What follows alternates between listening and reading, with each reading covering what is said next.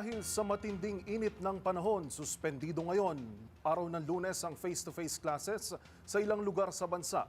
Sa anunsyo ng lungsod ng Maynila, walang in-person classes sa lahat ng mga pampublikong paaralan sa elementarya at high school, kabilang ang pamantasan ng lungsod ng Maynila at Universidad de Manila.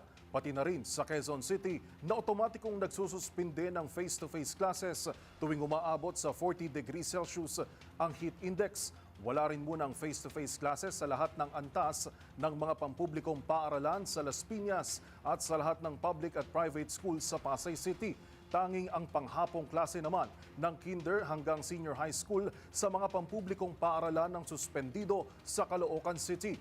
Magpapatupad din muna ng alternative mode of learning sa mga public schools sa Tanawan, Batangas hanggang Mayo Agis, maging ang ilang lugar sa Cavite, Iloilo City, ilang lugar sa Laguna, Masbate City, Nueva Vizcaya na magpapatupad ng mas pinaikling oras ng klase, ilang lugar sa Pampanga, Rosales, Pangasinan at buong probinsya ng Bulacan.